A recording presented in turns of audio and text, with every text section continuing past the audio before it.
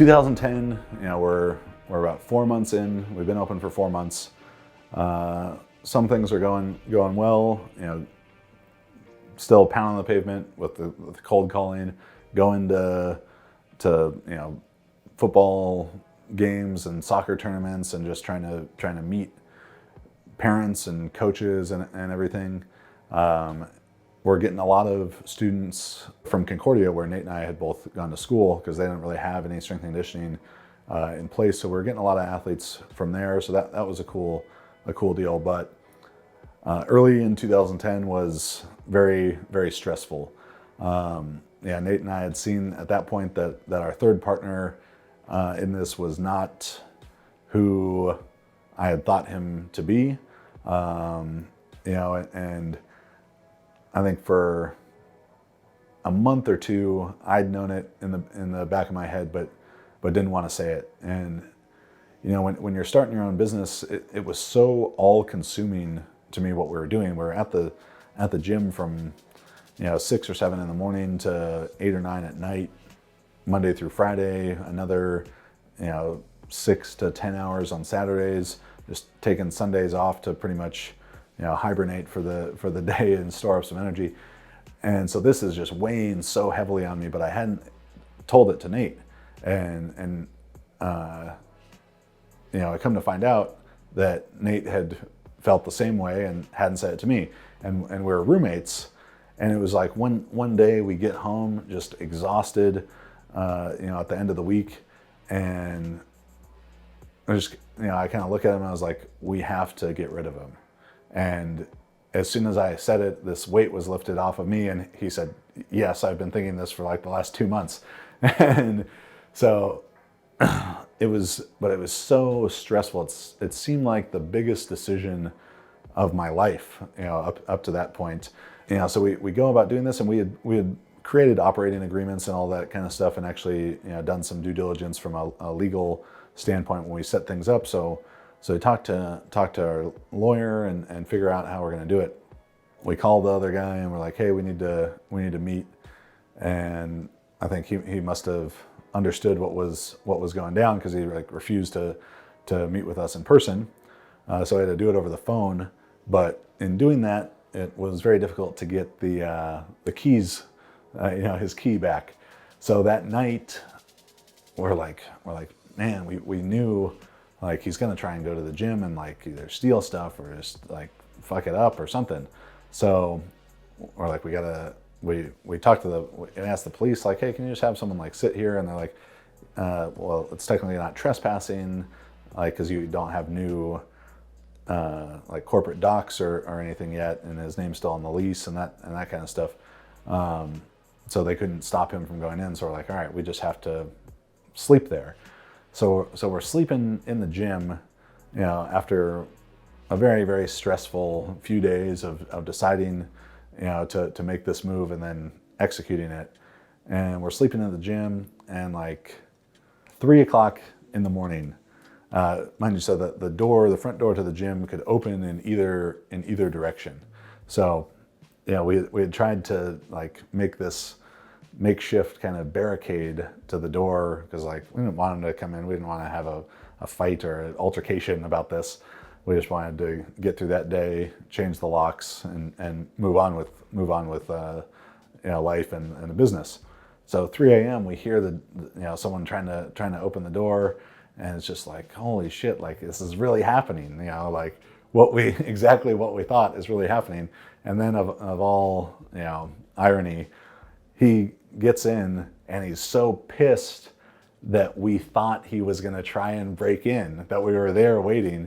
He's like, I can't believe you guys thought that I was going to break in. And it's like, well, of course we thought it. You're fucking doing it right now. You're trying to break in. So that situation got diffused. Everyone went on their way. And now looking back at it, for what was at the time this just weighing on my mind so heavily, I couldn't sleep and stuff about the time leading up to this decision.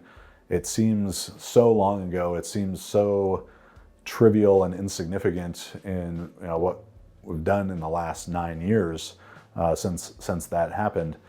but at the time it was like an all-encompassing thing, and then every day, every week that passed after that, it just seemed less like a big deal, and we realized this was the right thing. But for any young business owner who might be going through like a stressful time with dealing with their business partner or something, I feel your pain. I know it feels like the biggest deal ever, but once you have it in your head, like that you're going to need to remove, you're going to have to fire someone or remove someone from a partnership, like once that idea enters your head, it's not going to leave. So just do it. Like, get it done. It'll suck for a day or a week or a month or whatever, but you'll get through it. You'll move forward. So with all this this cold calling, we had this great meeting with this Fabio Vilela, Gigantinho, from Gigante Brazilian Jiu-Jitsu, and he had started coming in, and I was trained him for a week or two, just for free, just to kind of prove my value to him, and he was loving the training. So he started bringing a couple more jiu-jitseros with him, and Fabio was a brown belt at the time, and he brought a couple black belts, Ulpiano Malachias, Alexandre Santos, both Gracie Barra guys, and they're training hard and loving it. Mikey Gomez, who was a GB black belt and fighting MMA, I think in either maybe Strike Force or Elite XC at the time. There's so many different things going on MMA wise in that early 2010 kind of time, but we really started to grow in jiu-jitsu. So going from this one, this cold call and showing up at a jiu-jitsu school and this one guy coming in, now I've got 4 black belts, and then it became 6 black belts, and then it's Kyron Gracie, Felipe de la Monica, all these guys from all the Gracie Barra schools all around Orange County and Southern California, because they had just been, GB was bringing guys over from Brazil as they were really expanding their schools to essentially one in every city in Orange County, and all the professors came to train with me, and that they're like, oh, it's the Juggernaut, oh, we're gonna smash everybody. And I'd go to these jiu-jitsu tournaments, and people knew me at the jiu-jitsu tournaments. They knew me as the Juggernaut, which I still am a little bit undecided if that's just the Brazilian, Portuguese accent saying Juggernaut, leaving the T off, or if they would see the shirt with the deadlifter at the T as the T, and they wouldn't understand that was supposed to be a T. I'll have to ask them now, because I'm still not 100% sure. But it became this great thing, and then I'm coaching Romulo Barral and Felipe Pena, Victor Estima, Mario Reyes, people traveling from Brazil, Roberto Alencar, Tusa, and gained this really big reputation in it. And now as I'm doing jiu-jitsu myself, like, it's crazy for me to look back at that time and think like, wow, I got such a fortunate opportunity to create relationships with all these guys, and they're busting their ass training hard, and that was like a really, really fun group to train. I have a lot of good memories looking back with those guys, and it's some of them now have almost all of them have moved kind of away from the competitive stage of their career, and they're all running schools and being successful. Several of them moved out to Texas to expand Gracie Barra out there, but it's great when I get to see them at tournaments, and always fun memories about all the hard training that they used to do, and they really did bust their ass. Those guys were training so incredibly hard. So rip it up, piano. There you go, good. Got Fabio Vieira, World Jiu-Jitsu Champion, piano pro MMA fighter, the 5-minute conditioning circuit. Juggernaut, this is the second 5 minutes of their 10-minute round. It's mind-blowing for me to think back and think about what they were doing, and I would do a lot of the training differently, but to realize how hard they were training jiu-jitsu and then come and train with me like that, those dudes were some real warriors. Club sports is the other area where we really began to grow, and this was some through cold calling and some through just some fortunate relationships. As I mentioned, we were training a lot of athletes from Concordia, Nate's my alma mater, and the one team that like really kind of latched onto it was men's water polo. And not only did the team train, but also all of the coaches came and trained, and that's actually how it kind of started. Is the water polo team was in season, so they didn't want to start the new training then, but the coaches asked like, hey, can we come train too? And we're like, yeah, no problem. So I ended up becoming like great friends with these guys, and Steve Carrera, the head coach, connected us with another water polo coach named Peter Asic. Through Peter, we got more water polo clients, and then like the sister of one of his players, she played club volleyball, so then we got in with the volleyball, and we're just really growing with club sports, and that was a great market for us, and I think a great lesson too, that through forming this good relationship with Steve, and then through Peter, and then with this family, the Hucos, that we met through Peter, and he had coached the older brother and now the younger brother in water polo, and then we were working with the sister in volleyball. Through 2 or 3 degrees of separation led us to like 250 clients. So that was something that really told me, like, every single relationship you have as a small business owner can be that, could potentially be this windfall of new clients and great word of mouth and stuff. So you need to treat every client with this great attention and great respect, because they are so valuable. So if you make their experience the best possible, it's only going to help you grow that name. So that was a cool time, getting involved again in more sports that I didn't have a lot of background in, with water polo and volleyball, but got to meet a ton of great people, help athletes go to all sorts of big schools on athletic scholarships, UCLA, USC, Pepperdine, a lot of fun stuff with that, University of Washington, and just get exposed to kind of different sport cultures, because I was a football guy and a track guy, and now we're getting in with jiu-jitsu and getting to do stuff with those people, and club volleyball culture is its whole own world, and water polo is its whole own world. So that was a lot of fun. A lot of the training of these water polo and volleyball athletes had become based around this program that I wrote probably in early 2010, very early 2010. Now that I really think about it, I'd started developing a program that was in part influenced by 531 by Jim Wendler, in part influenced by the training of a power lifter, the original power builder, Doug Young, and some articles that I'd read about him. And Doug Young, would do an AMRAP set basically to finish each of his, primary exercises. And if he was doing 4 sets of 4, on that 4th set, he would do as many reps as he can, and every rep he did more than 4 would dictate how much weight he increased for the next workout. So if he did 7 reps, 3 extra reps over 4, then he would bump it up 15 pounds for the next workout. So I kind of took the ideas from Wendler of this 3 weeks up, 1 week down, and AMRAP work, and then the idea from Doug Young of letting those AMRAPs dictate how quickly or slowly you progress the weights. And then I say some block periodization ideas, and that's like what it says in the original book, but I don't think I really understood what that was at the time. So in my mind, I may have been influenced by it, but it was more just using the language of accumulation, intensification, realization. So we were using this program with a ton of the clients, and at the time I was still throwing the shot put. I was still competing at track. Unfortunately, pretty shortly after I graduated college, Coach Blue, who coached me in high school, coached me in college, was really like this kind of grandfather-like figure to me, passed away from cancer.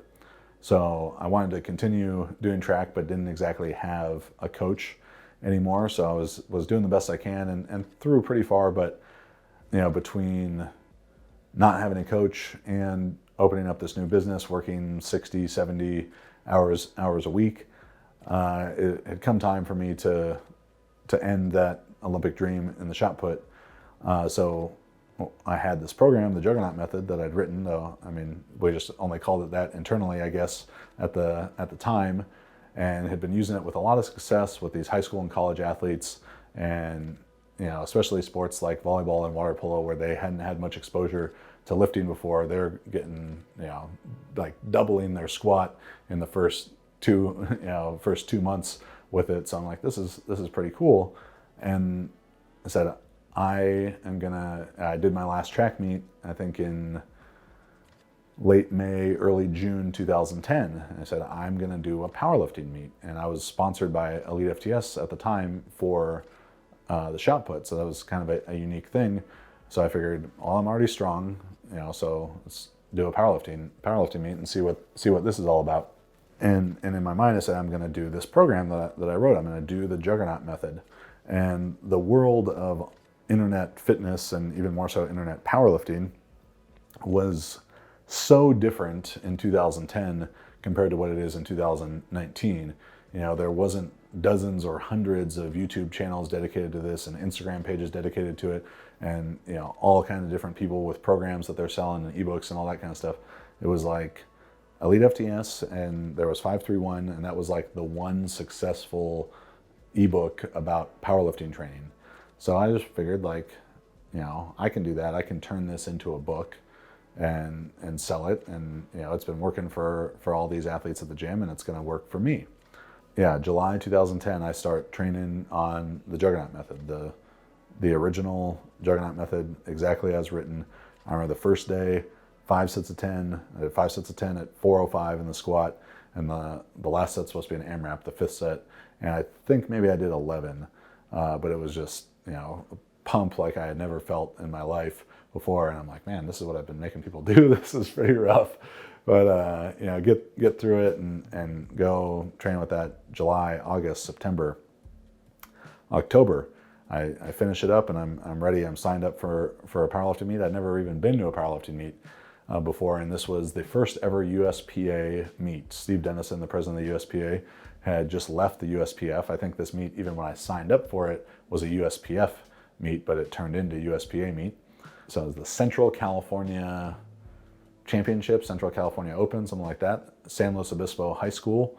So I drive up there, I don't know what to expect. Like, I've seen some videos of powerlifting competition on Elite FTS, but that was all multiply lifting. This is to the point that I didn't know what I was getting into. When I went to buy a singlet, I'm talking to the customer service person from Elite FTS on the phone, Rhonda, and she's like, oh, you need a singlet for your meet, right? And I was like, yeah.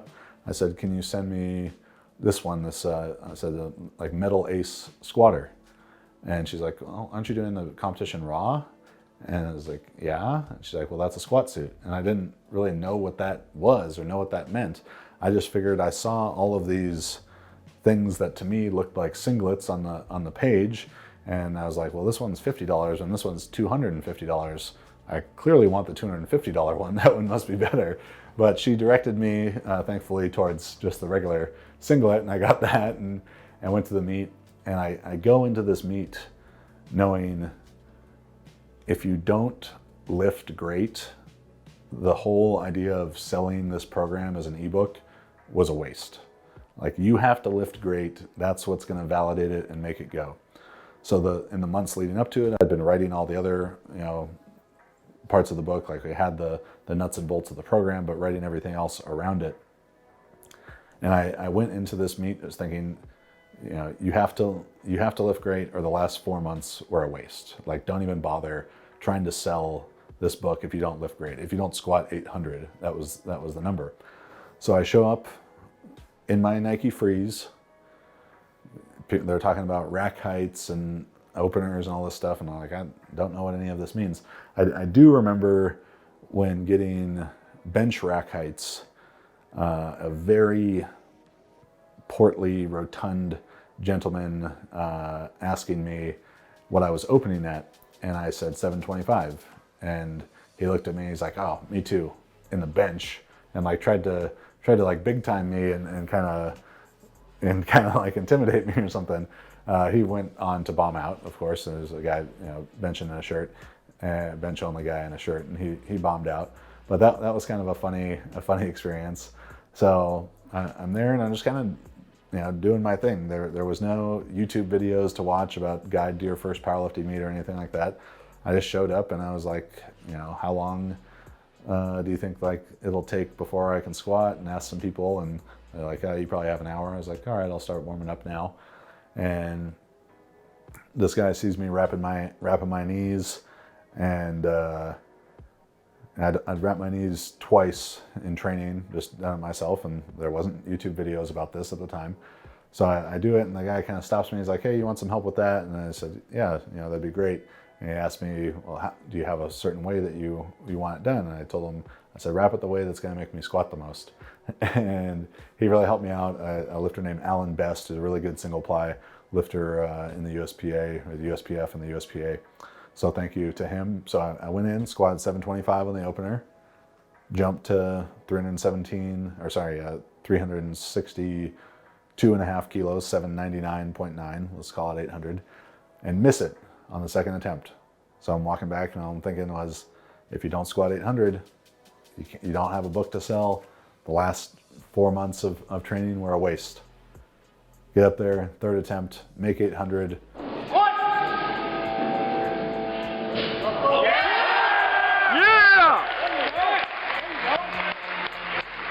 Go 3 for 3 in the bench 462, 210 kilos.